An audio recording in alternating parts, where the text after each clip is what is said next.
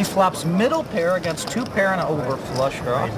Freaking idiot from Northern Europe waiting to give me all his money. Personally, I think idiots from Southern Europe are more idiotic. What were you hoping, that I had the nut flush draw, huh? That's what you're hoping for, huh? Phil's out of line again, Lon. His great play does not excuse his boorish behavior. He's got to stop berating other players. So Phil continues to stew at the outer table. Chip average in the room right now, just over $500,000. I'm really not this tight, I swear. Golly, I'm card dead. I'm officially card dead. There's only one wine in poker. That's Phil Hellmuth. Shouldn't be anybody else, right? I don't want. Don't put me in that category, Vic. Come on, man. Don't do me like that. I thought we go way back. A deeper cut there may not be in this poker culture. All right, action on Michael Carroll. And officially card dead no more. Pocket kings. Well, what's the expression? The squeaky wheel gets the grease? Yeah. It works. And a raise to $22,000. See, guys like Victor are never card dead because they'll play any two cards. Victor with ace-queen off in the small blind. And he will call for the $18,000 more. Big blind folds, so Ramden and Carroll heads up. Carroll with the pocket kings ahead, but no longer an ace in there. Ramden takes the lead. Carroll officially card dead again. Well, Victor was playing good cards this time, and he outflopped Michael Carroll. Victor checks. Carroll now, who's been basking in his tablemate's limelight, played next to Jerry Yang and Phil Locke earlier. He bets $36,000. Carroll's going to presume Ramden doesn't have an ace. Ramden calls. Turn card, 4 of clubs, no help to Michael Carroll. Victor checks again. Well, if Carroll presumed Victor didn't have an ace before, he's going to presume the same thing right now. Indeed. The bet is $80,000 from Michael Carroll. What you got left, Michael?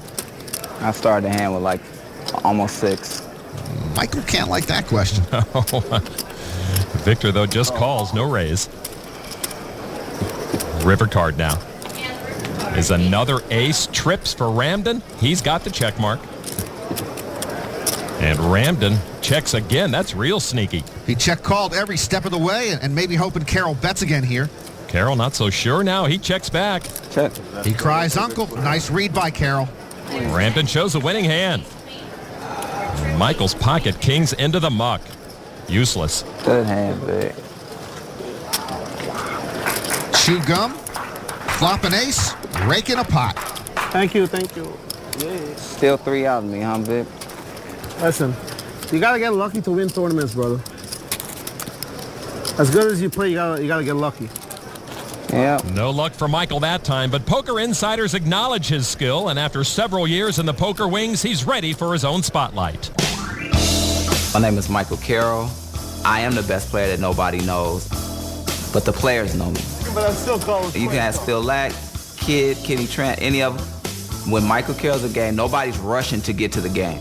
I just know what I'm doing. I busted 3 people in C1 yesterday, man. For some reason, the poker guys like me. I get big hands, I flop big hands, and as long as I don't play against myself, then I'm okay. Don't do nothing stupid. It bothers me sometimes not to get recognized, but it's not bad to be Michael Carroll right now, though. To get to the final 9 and get to do this for 4 more months, that's the dream scenario. I don't care who I gotta go through. If I sit down and I see Bill Hellmuth to my left, Alan Cunningham to my right, and Mike Madison on the other side of the table, it's still poker. That's what I'm looking forward to. It's always a dream, but it's one step at a time. That's me, one step at a time. Michael's cashed in a no-limit hold'em event in all 4 years he's played at the World Series, including a final table in 2005. I don't worry about what people play. It's irrelevant. If my chips is in, you're in trouble. That's a guarantee. All right, let's go to table 2 now, where a big hand is brewing between 3 promising young players, including Jeremiah Smith, the former poker blogger who began this day second at chips, and John Turner, who made a final table at last year's World Series, and Albert Kim, a former law student from Staten Island, New York, the forgotten borough. Pre-flop, Kim leads with pocket tens. Now the flop, and Kim now leads big time with a set of tens. Jeremiah Smith got a pair of 6s, but he's almost drawing dead. Turner didn't catch much in that flop, and he checks. Kim, with those 3 10s, bets $35,000. I raise. And Smith is going to raise with his measly pair of 6s. Makes it $135,000. You see the 1% next to Smith's name. Well, Turner got out, so now Smith has a 3% chance of winning the hand. And if Lightning strikes down Albert Kim at this table right now, I raised. Smith will have a 100% chance of winning this hand. That's probably the only way. 160 more. Kim with a raise of 160 more. So you're committed, eh? Yes. I'm committed with him. Smith just with a pair of sixes. And his day just got a little worse. Kim could have flat called, but he decided to end matters right there and then.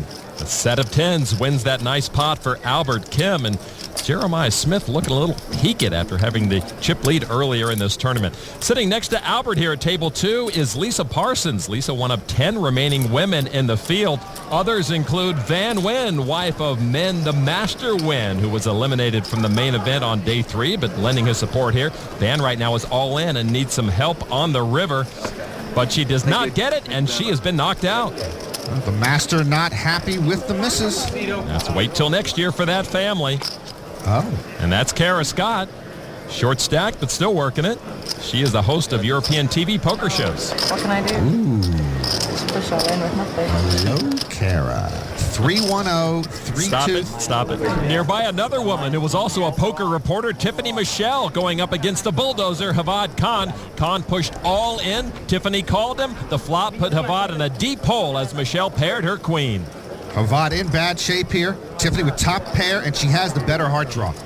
And now the turn card with Havad all in. And now he's down to his last card. Havad Khan is going to need a 9 and a 9 only, or he is out of here. And the river card is a 5. Tiffany Michelle wins the hand. Havad Khan is gone. But Tiffany's still here.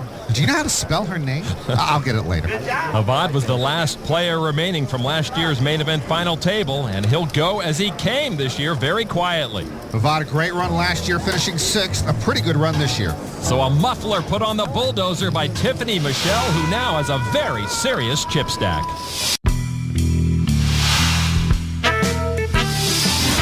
Welcome back to the Rio, where the field continues to shrink. Over to Phil Hellmuth's table, where Evelyn Ng has just been eliminated.